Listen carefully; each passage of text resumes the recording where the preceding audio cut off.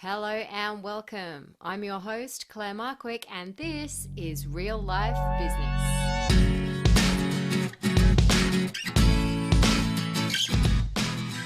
Welcome to episode number 1.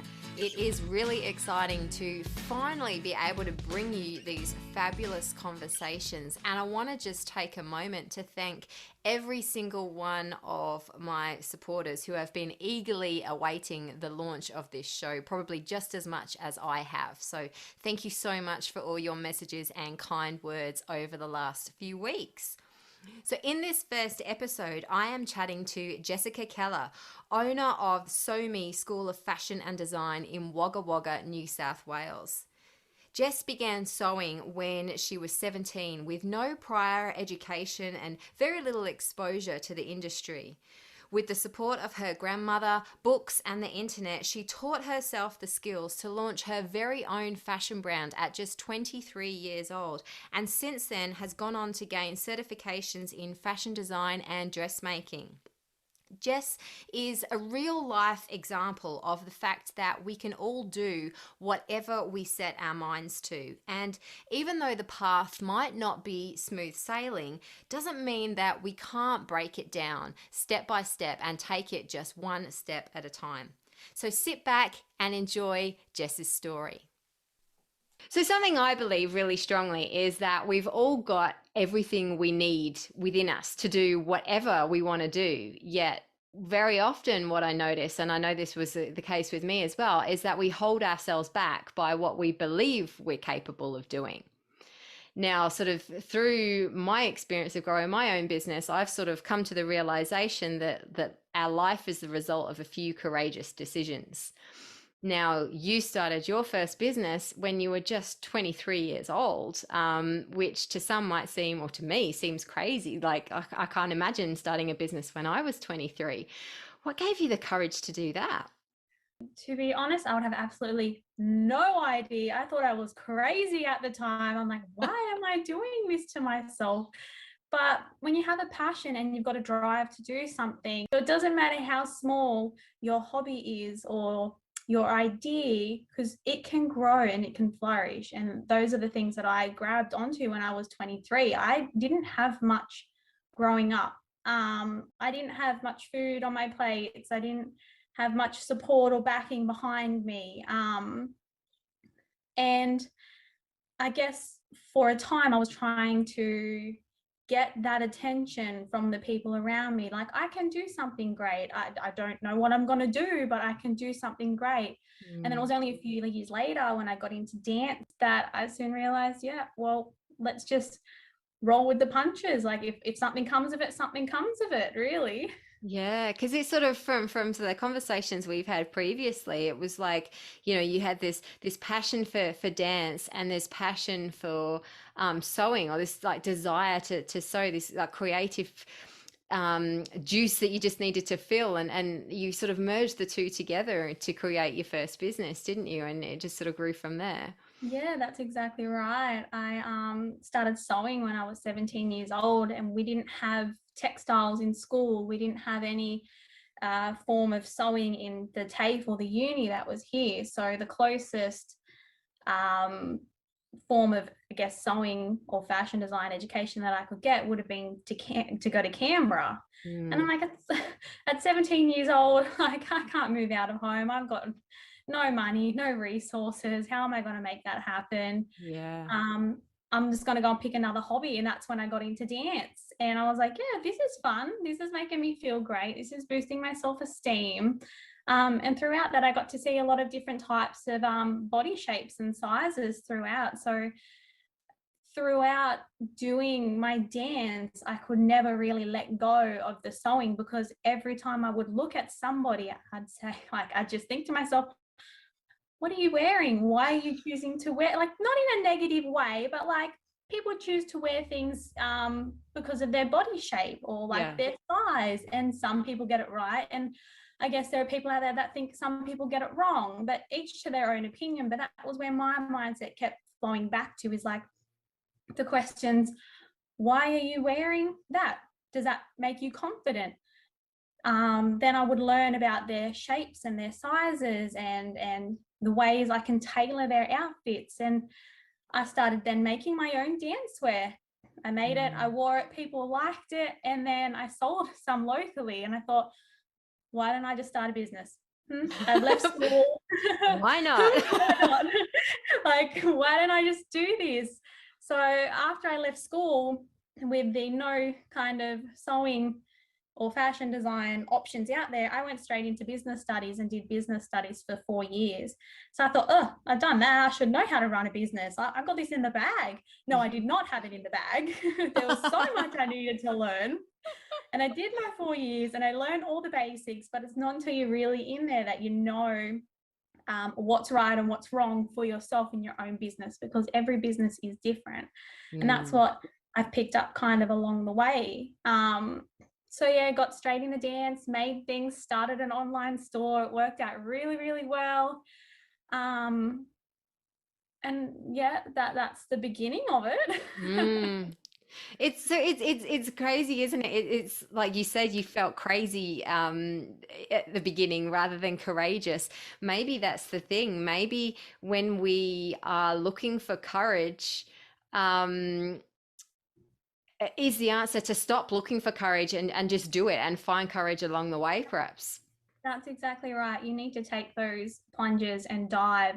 You can't sit back and say, oh, you know, but this could happen, or I could go broke or bankrupt, or I could lose everything. Like, at the end of the day, you're not going to die.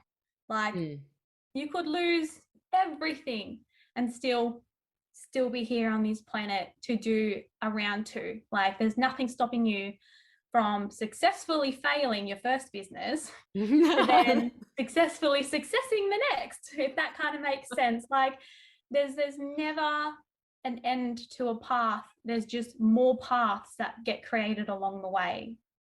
I love that. I love that analogy. That's awesome. Like successfully failing, I think is just because I think the fear of failing is what can hold so many of us back, not only from starting a business, but from, you know, maybe even putting our hand up for that promotion, or even starting a relationship. It's like, oh, I don't want to get hurt. You know, that fear of failing is so prominent within our society at the moment, isn't it? And it really can prevent us from achieving, or who knows what, because we don't know what we're capable of achieving if we're not prepared to give it a go. Yeah, that's exactly right. And that's something that I found along the way. Like, yeah, I started my first business and I really enjoyed it and I loved it. And I was a bit sad when I shut it all down. But now I've moved on to something bigger and better. And I guess it's the same in relationships. Like, if you've got a pretty bad partner and you're not happy, somebody better will come along. And it's the same in not only business, but every industry. Don't sit in a job that you're not happy with. Move on. It doesn't. I job hopped in the last 10 years, I've had about 13 different jobs. Wow. Yeah. And that's just simply because along the way, it's like I didn't appreciate how I was treated, or I didn't like who I worked with, or I didn't like the way that not that it was my business, but like the way that they ran their business. I wasn't comfortable with it. So you just move on until you find the right business you want to work in, or the right business that you want to own.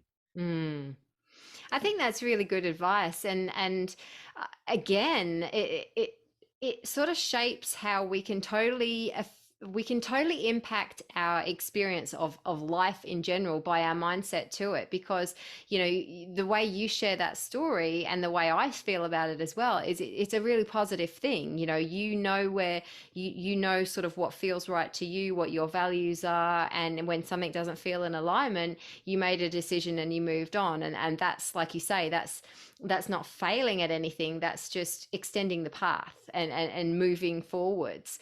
But sometimes somebody might be sitting there thinking, well, I can't leave this job because I've been doing this for like 10 years. And if I do that, then I'm starting right back at the beginning and I'm such a failure. And so I've got to just suck it up and stay here, because that's what adulting is. What advice would you say to people who are sort of sitting in that mindset at the moment? Get out. Yes. Like, I'm just going to put it so bluntly, like, just leave. It doesn't matter if you have to start again. At least you're starting again in an industry or a position that you're going to enjoy. There's always something that we want to learn. Like I have done 4 years business studies, 7 years of dance. I've got 4 certificates through that. I've done a couture masterclass, fashion design. Like I'm 27 now, and last year I did my fashion design dressmaking course. I'm like, there's always options, and like there's things out there for you to do and take and achieve. And at the end of the day, like I think your mental health is what's best, because you don't want to come home to your family moody and hating your life. You don't want to go to work with the same people that you don't like, and just dealing with it, because you're not ultimately going to be happy at the end. So in that instance, my advice is just get out and start again if you have to, because you're only as old as what you want to be. And like if we lived on a different planet, we'd all be different ages. So I think age is kind of irrelevant in this scenario. Just keep continuing on with life and do what makes you happy, because one day you are going to die. Like right before you do, you're going to look back and say, why the hell was I wasting so many years working for such and such? Like I feel like in the last 10 years, and even before then, like all my job hopping, the one thing that I realized at the end is I don't like working for somebody. That's the end dot point. Like I don't appreciate working for somebody, so I'm going to work for myself. My first business was a failure success kind of thing. That's fine. Roll with the punches. Take what you get. Take it or leave it. Yeah. And then move on. So now I'm on my second business in my school, and I'm absolutely thriving, and I love it so much, and I love my students, and I love everything about it. And it's only like I guess, yes, in some people's minds, I am still quite young and running these businesses. But I just think I could not be, like, I wouldn't be a happy person if I was working for somebody else. Yep. Yeah. Yep. No, I 100% resonate with that. And I think that's a good check-in for people, isn't it? Because if there's people listening thinking, okay, right, I'm looking for some inspiration to start my business because I really hate the 9 to 5 grind. It's not for everybody, is it? You would know yourself. You sort of shared before how your first business was a successful failure. Perhaps you could allude a little bit more about that in just a minute. But like the business journey is not for everybody, and just because you're not happy in the traditional 9 to 5 role potentially that you're in right now doesn't mean that there isn't another one out there that might be more in alignment with what you believe, with what you value, with what the purpose, with what you want to achieve out of your life as well. So business isn't always the answer, is it? But it's for those that want to work for themselves and go, no, I know that I want to be the master of my own destiny. The world is our oyster if we open ourselves up to it, isn't it? I guess it comes in 2 pages as well. Like you got your first page, which is working for somebody, and each to their own. If they want to do that, just do that. But never stop looking for work. Apply for everything and anything, even if you think you won't get it. Like there's no harm in applying and seeing how far you get and moving on. Job hop, job hunt. It's just, if you resigned from your work, you're replaceable. Like everybody is replaceable. They're not going to cry if you leave, something right? But like they got to get up and move on as well. And then I guess if you wanted to start your own business, you are going to take a bit of a financial hit. You are going to be a little bit more anxious about how to do it. But I guess one of my key things is like budget. budget. And trying to avoid the banks. Like everything's possible, isn't it? Everything's doable. Where there's a will, there's a way, they say. It is easier said than done, but once you do it, you find out how easy it was, and then you can just continue on like that for the rest of your life and be happy. There'd be some listening to this that say you've got a really refreshing attitude to life. Have you always had this let's look for the positive, let's look the glass half full sort of approach, or has there been a role model in your life that you've sort of learned to model from? I think there's a little bit of 2, really. I've got depression and anxiety that I struggle with all the time, and that's my biggest kill point in my life at the moment, because I do have my down days, and the only thing that keeps me going is my family and my children and my partner and my house, and just keeping busy is kind of how I cope with it all, I guess. So no, to answer that question, no, I'm not always happy. I do stress out. I do let the bills get on top of me. I do pull my hair out. There are days where I just don't want to get out of bed. But at the end of the day, being positive, or at least speaking positive, it's almost like I'm talking to myself half the time. I've gone and I've done cognitive behavioral therapy. I've done counseling sessions, seen psychiatrists, psychologists. I've been on medication. I've tried every avenue I could possibly find to help me further live life to the fullest. Yeah. But yeah, I'm not always happy, but the techniques that I've learned along the way are stuff that I continuously try and implement into my life. So it's not, I know I sound super positive and I've got all these like great ideas, but it is a bit of a process to retrain my mind to think positive some days. But as long as I try my best to stay positive and keep my plate, wouldn't say super full, but like but full enough. Full enough, yeah. Like I try not to stress myself out. I try not to let bad things get to me. I remove the people from my life that aren't contributing to like a positiveness in there. And I surround myself with people that love me and like-minded people. And I think that was my biggest thing when I was younger, is I was around the wrong people and I had the wrong role models. And now I've just kind of filtered through, and yeah, people are going to be upset, and yeah, they're not going to want to be a friend, and yeah, they're going to cause drama, but 3 months later, like they're kind of gone out of your life, and you're like, oh, I feel so refreshed. So yeah, like I think that's another thing with the job hopping as well. So it's like some workplaces can bring you down, and I have come home from certain jobs and I have been crying because I can't handle it, but I don't know what to do with money and yada yada yada. So that's how like I'm kind of managing on that side. But I guess with role models, I would say it would have to be my partner at this point. He has helped me through so much. And I mean, when they say through sickness and health and your ups and downs, like he has been there. He has been there for all those downs, and I feel sorry for him sometimes. But it's like, I thought these were just words we said. I didn't think it was real. I was like, oh my God, like, okay. But like he has been there through absolutely everything. And we have a beautiful daughter, Anna, and she's 1, and we've got another baby on the way. And all I'm feeling at the moment is just love. Like my daughter, okay, she's 1, so bear with me. Every parent's going to relate to this, but they touch everything. Yes. And they're into all your stuff. And I'm like, girl, can you just stop touching my things? Can you just, no, don't touch the needles. No, don't touch that. But now I'm just like, you know what? She's showing an interest in what I'm doing. Yeah. She loves me. She wants to hang out with me. I'm her best friend.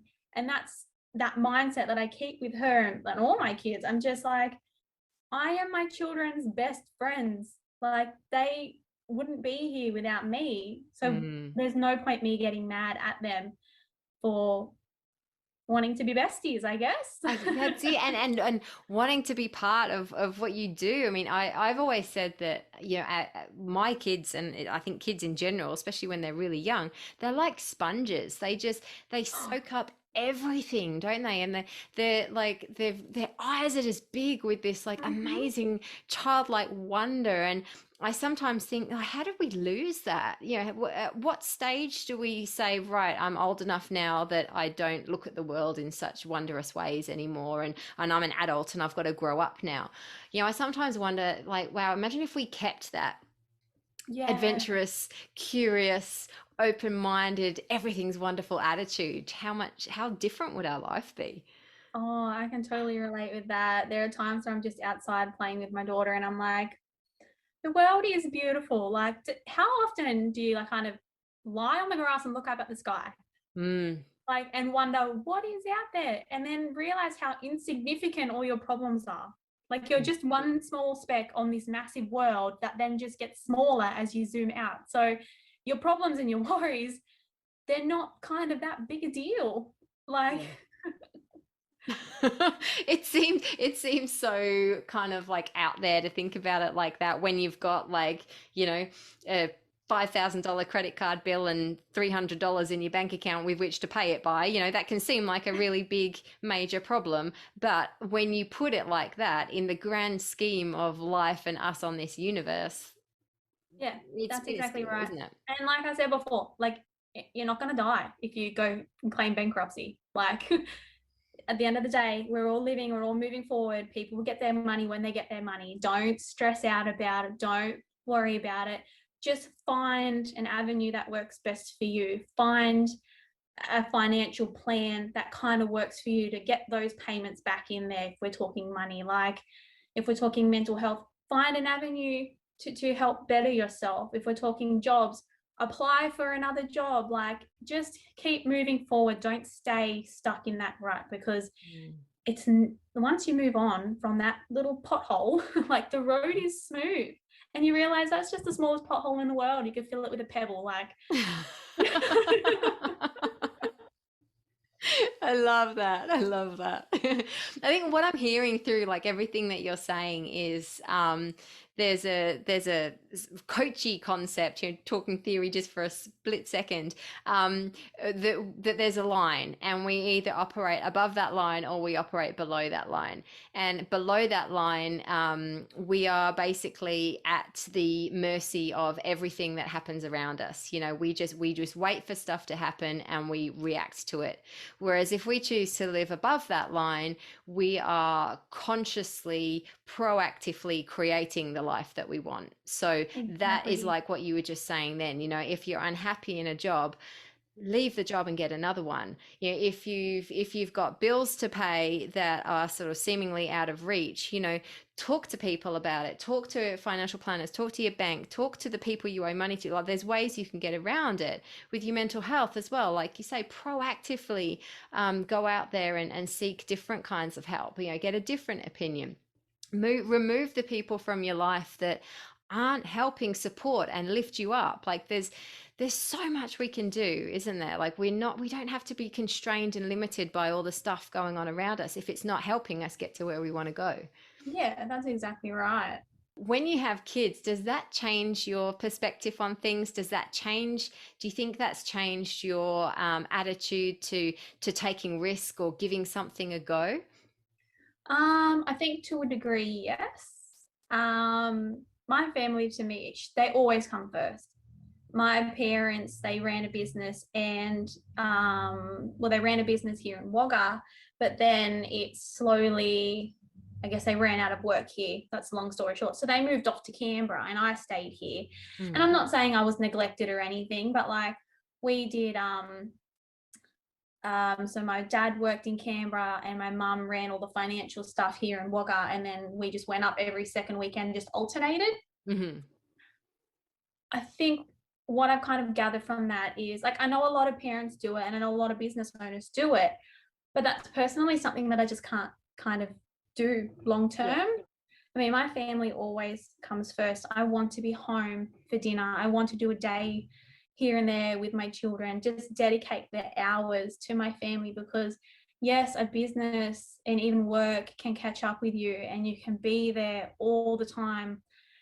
I don't like sitting at the computer at 10 o'clock at night doing business stuff. It's like, I would rather just use that time to chill and watch TV. And like, I want to be home to put my daughter to sleep, and I want to read her book and just do these general things with her, and not have her sit in a daycare center all bloody day while I'm working.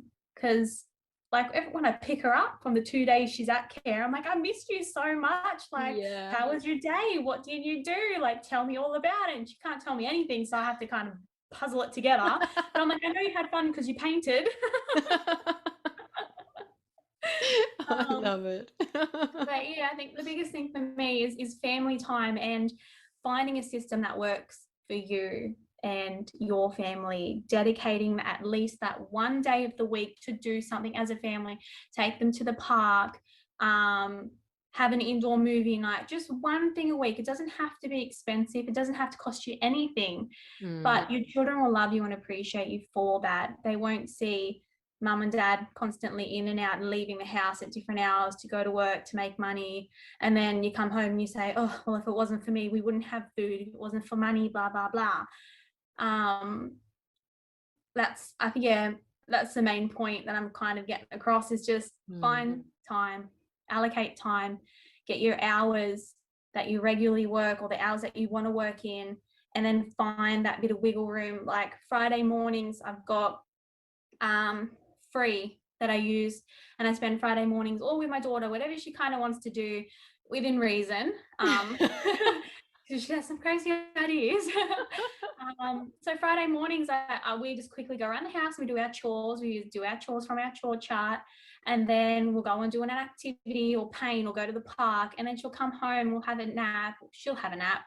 Mum can have a nap now too, she wants. I take that opportunity.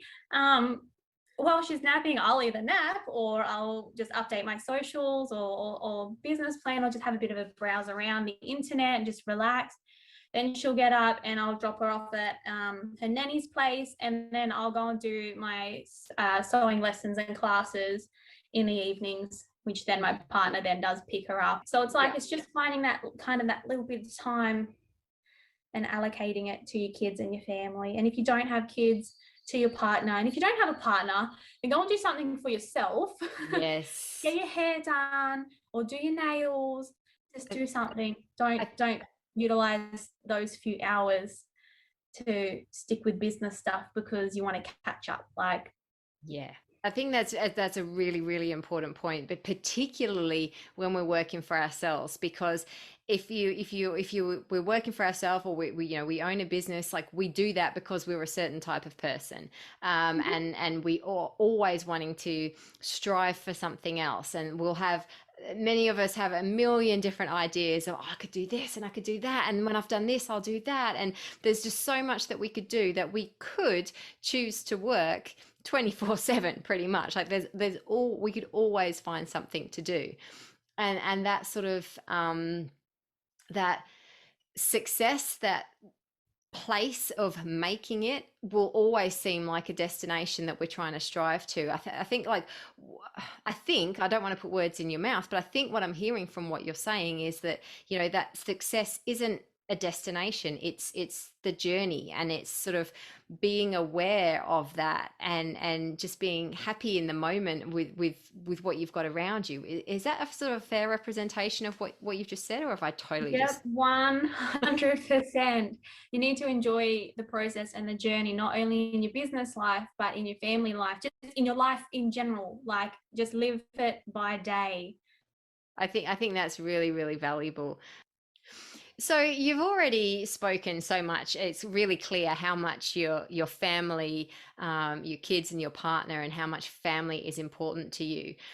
What when you've got those down days, those days where you're really struggling to find that amazing positivity that you're sort of talking about now, what is it that keeps you going?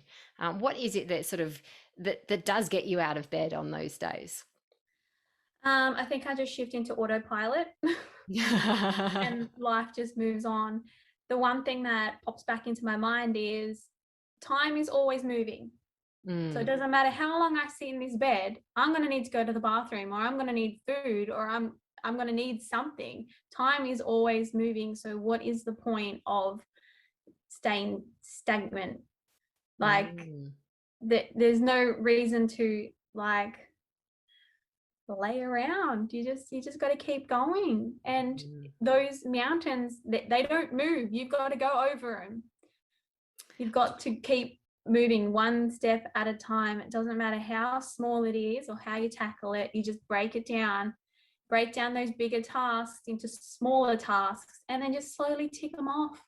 And if you get too, I find I do get clouded, and I put a lot of things in my mental journal rather than my physical journal.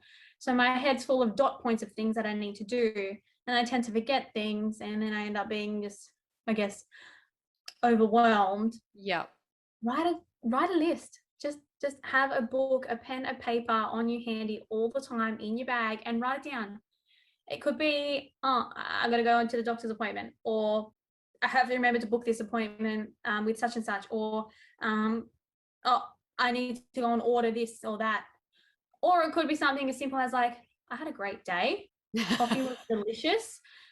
Coffee from such and such was amazing. Like just everything and anything. Like don't pinpoint it down to just business things or work related things.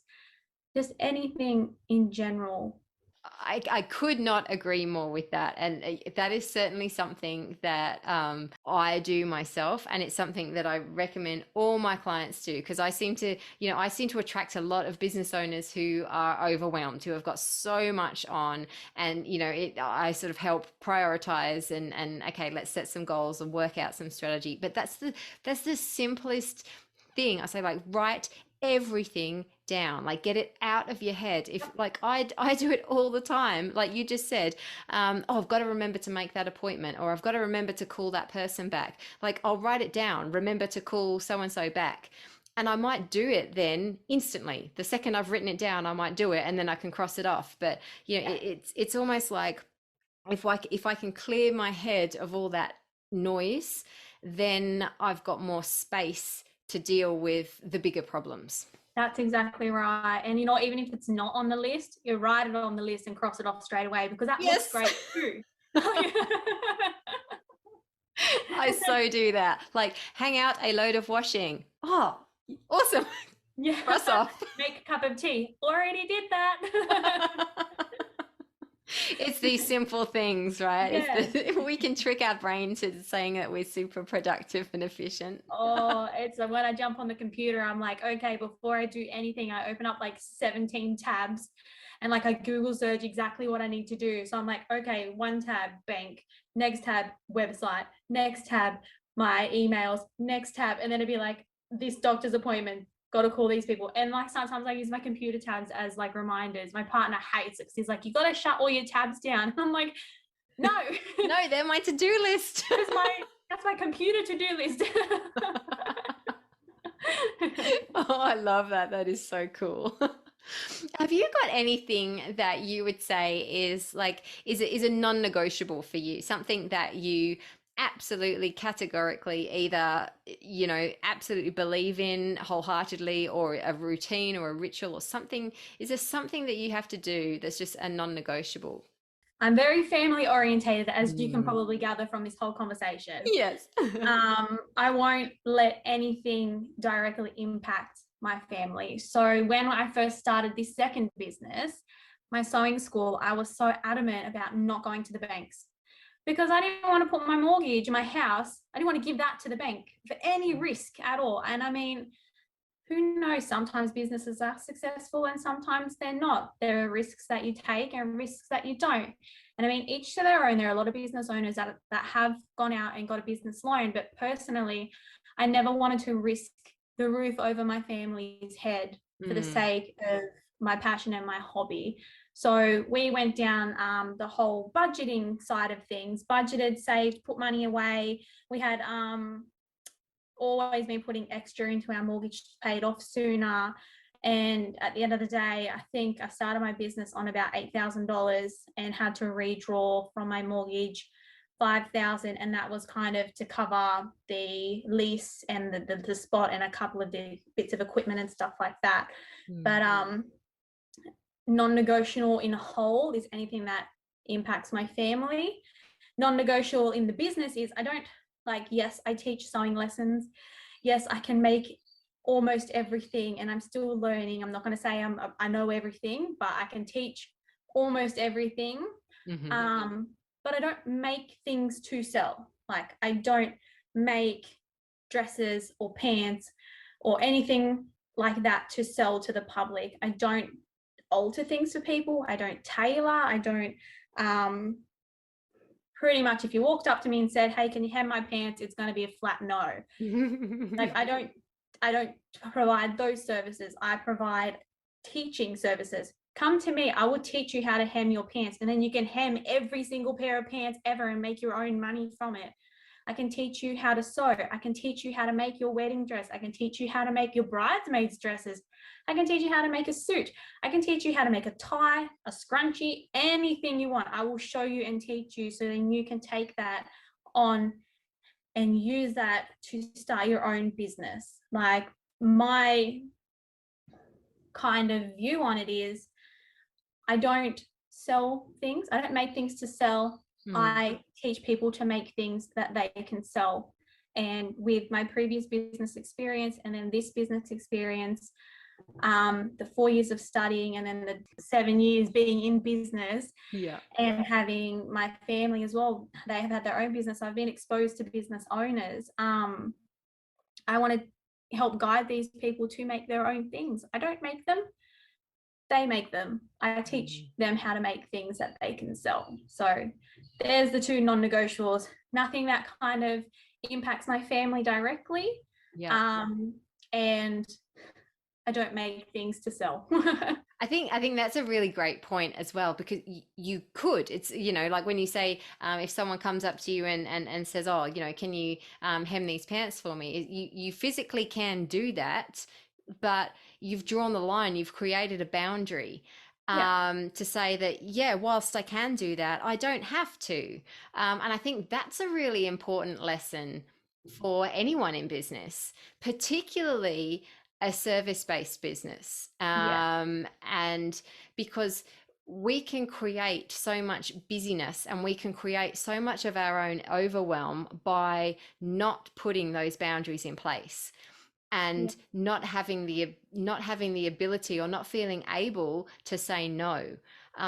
So whilst that, some might look at that and go, well, geez, like, I don't want to learn to do it myself. I just want to pay you to do it. And but you know, you're strong enough and you've learned enough to go, well, no, if I'm not doing it for you, and if you don't want to learn, how about I point you in the direction of that alterations place over there, for example. That's exactly right. And I could one day be responsible for the creation of that alteration place, that other school. One thing that I want to get out of my school is, I want a competitor, but I want my competitor to come from my school. I want one of my students to compete against me. And then I can then, not saying that I want to move on to bigger and better things, because I'm so happy where I am right now, but the biggest accomplishment for me would be one of my students becoming one of my competitors and opening up their school, because I know I've done such a great job. I didn't sit there and go, oh, I'll do this for you. I've taught them how to do it. So then they've gone on and taught other people how to do it. And I'm like, that's kind of the whole process in all of this.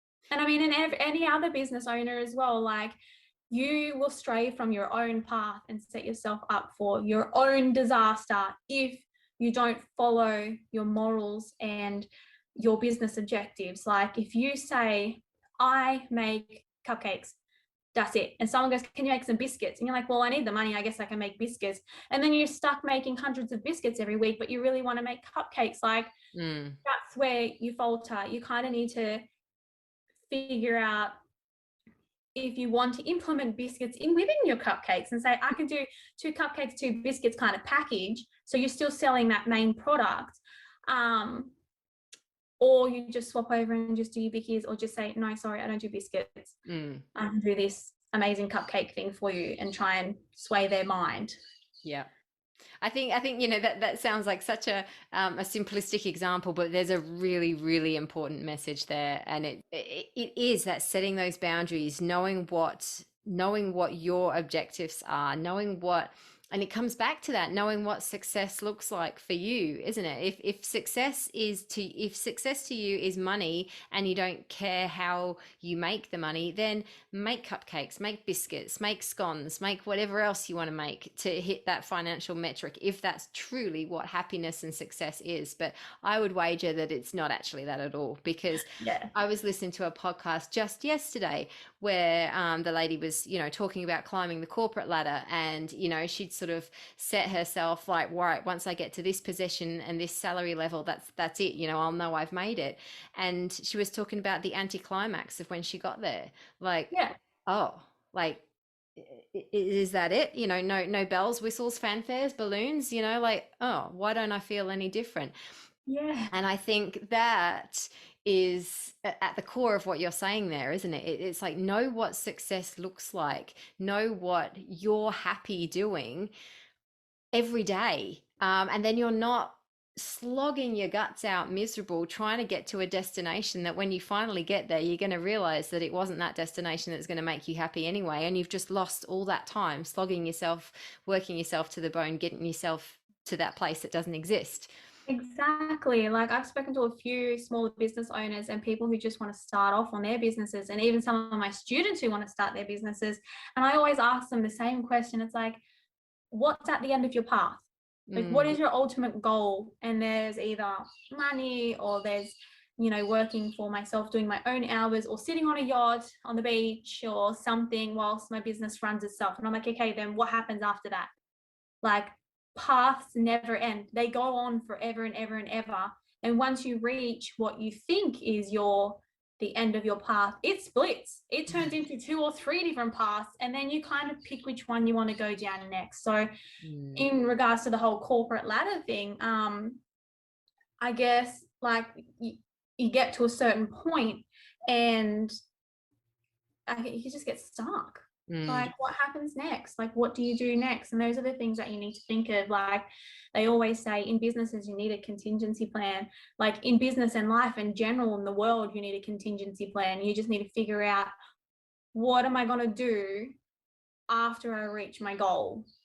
Like, you could make it to that salary. You could make it to that optimal job. You could be sitting on a yacht with your champagne and your business is making millions. But then what do? Like, you've got all the money and stuff in the world. You've gotten kind of where you want it to be.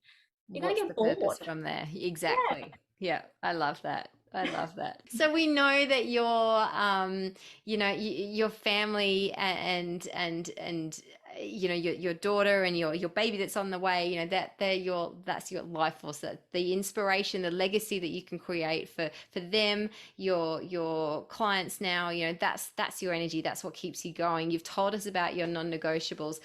You've also dropped us so many cool little life hacks and tips, but I'm going to challenge you to throw us one more. If what would be that one thing that, if someone listens to this episode and goes, "Oh my God, that changed my life." What have you got for us? Budget. budget. Like, it's all about, with businesses, it's all about finances and also being happy. But the financial side of things is what can really push you over the edge, either in a positive or a negative way. I did not want to go through the banks for my business. I wanted to try and save up what I could. And blessing in disguise, the pandemic kind of delayed my business for 12 months, which actually gave me more time to save up. If you've got a business idea, you're going to get stuck on the hype of the idea. You're going to be like, oh my God, I had this great idea. It's the best business ever. You start sketching out your logos and what you want to sell. But then as you start the process and you start your business plan, it's all fun and fairies until you get to the finances. And then you're like, oh, this is so hard. This is like, I really have to think. This is the stuff that you don't want to think about. But unfortunately, you do have to think about it. And there are certain things that I've implemented in my life that definitely helped me along the way. My partner and I, we bought our place. Then we've had the mortgage, the car loan, store credits, credit cards. And I mean, a lot of these things were from when we were younger, before we had kids, and even before we met, where we were just being a bit silly, thinking you could just walk into the bank. Just being young. Yeah, you could walk into the bank and they just give you money, and you're like, oh, now I got like $5,000, and yeah, they give it to you, but then you don't really think about your interest rates and all these things that come later on in life that really screw you over. So yeah, with all of that debt, I mean, we were in combined about $500,000 worth of debt. Wow. And we wanted to scrap off everything but the mortgage and the cars. So we decided, let's budget. Let's put a plan together. Let's, see what we can do. So, and me, with my kind of mental mind state, I was like, I want this done as quick as possible. Like, when I was a child, I didn't have new clothes. I didn't have a brand spanking new house. I never had new furniture. A lot of the things that I did have was secondhand. And this is nothing negative about my family, because my parents did the best thing, like the best that they could possibly do in their scenario and in their circumstances. I still had some food. I still managed to go to school. Like, I didn't have new school uniforms, but I still got some form of an education. Yeah. I still had somewhere to sleep at night. I was living with my mum, my dad, my 3 sisters, and my 2 brothers in a 3-bedroom house. So and it wasn't even in the best neighborhood either. So we were struggling, but I think my parents did the best that they possibly could. So there's nothing negative there. I think with having nothing when I was a kid, I could do nothing as an adult. Like, I'm happy with noodles and cereal for dinner. Like, now I can't get away with it because of the kids. Occasionally I do, but like noodles and toast or cereal or something, if I'm lazy, like, everybody does it. And it's totally okay. It's okay. So we have chickens, and scrambled egg on toast is probably a dinner that will happen at least once a week. yeah, that's like us. We do like 2 tins of tomato and put some eggs in it, and I'm like, that's it. Like, put your toast in, it's dinner. It's like 3 ingredients. So yeah, we went through the whole budgeting thing. So I said, you know what, right, let's just, the kind of the first process that we started with was figuring out how much do we spend on groceries in general. We didn't shop every week. We shopped whenever we needed food, and that ended up being like $300 or $400 every fortnight or less. And then we started with challenging ourselves. So if we're spending, let's say, $300 a fortnight on groceries, I'm going to do my shopper weekly now. So I'm going to set a day and schedule that day. And I was like, right, well, all right, $150 a week. I don't need to spend $150 on food. I've learned how to make food out of nothing. I don't buy pre-packaged stuff. I make a lot of it from home. I'll buy my chicken breast and I'll crumb it myself if I have to. Like, these are the things that I was learning along the way. So I was like, right, which is $150 a week. Let me see if I can do $100 a week. And then I found out that I was actually spending less shopping every week. So then we broke that budget down to $50 a week. And that was a bit more of a challenge. So I feel like if you want the challenge, do $50 a week grocery shops, see how you go. It seems easy the first 2 weeks, and then the next few months is a bit tough, but then it kind of starts getting easier. So we did $50 a week grocery shopping for 12 months. Wow.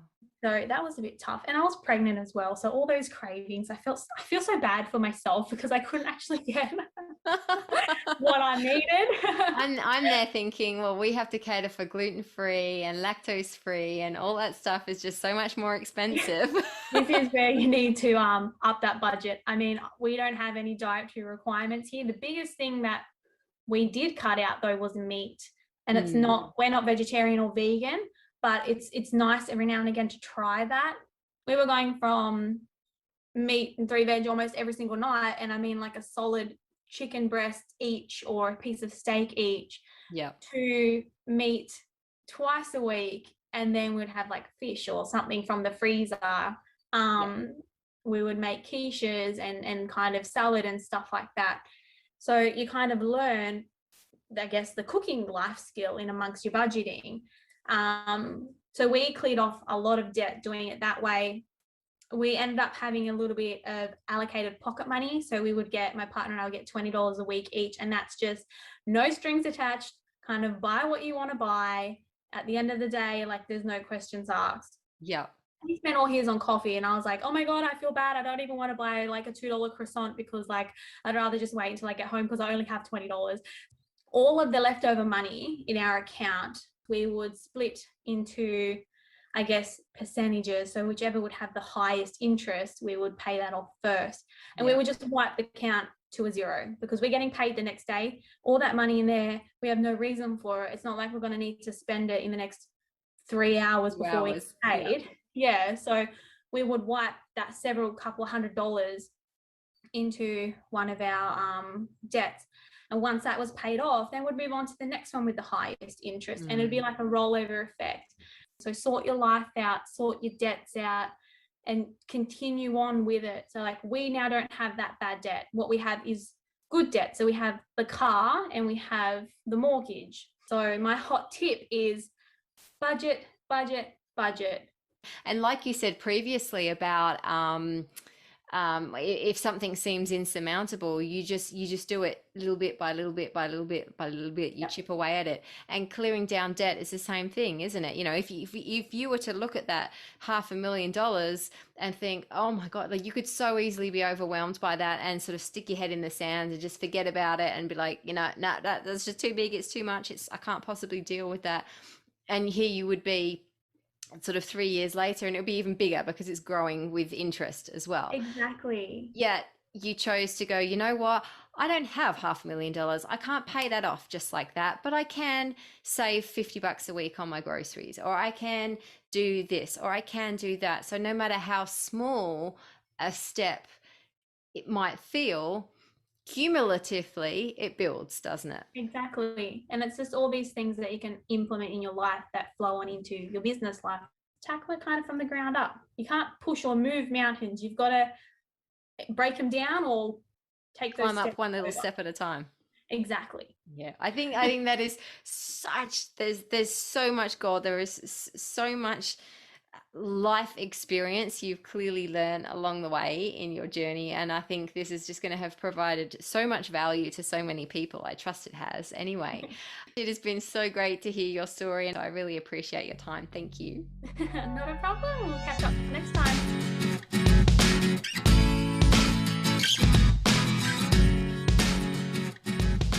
And that's a wrap for episode number 1 of Real Life Business. What an inspirational conversation. What were some of your key takeaways? I think there were so many in that story, but I think what really stood out for me from Jess's story is how we create our own opportunities. When we're proactive, when we take responsibility, when we break things down step by step, then we really can move mountains. And I love how her passion is not only inspiring her to consistently evolve and grow in her business, but she passes that learnings on to her students too. So truly, truly fantastic. The SOMI School of Fashion and Design is located at 88 Fitzmaurice Street in Wagga Wagga, and you can get in touch with Jess via her website or her social media, and all of those contact details will be in the show notes to this episode. So what now? Well, I will be back in your ears really soon with another real life business conversation. And in the meantime, there are 3 things that you can do for me. Number 1 is hit that subscribe button in the podcast app that you are listening to this show on right now so that you'll never miss a new episode when it drops. Number 2, if you are listening on Apple or iTunes, then please leave me a 5-star review, because that is really going to help support me, support the show, and help us to gain momentum. And third and finally, if you would love to continue this conversation and share what you took away from Jess's story, then join us on Facebook or Insta to join in those conversations between episodes. So I'll post all the links to those communities in the show notes to this episode as well. Alrighty, that is all from me. I will be back in your ears very soon. Until then, goodbye for now.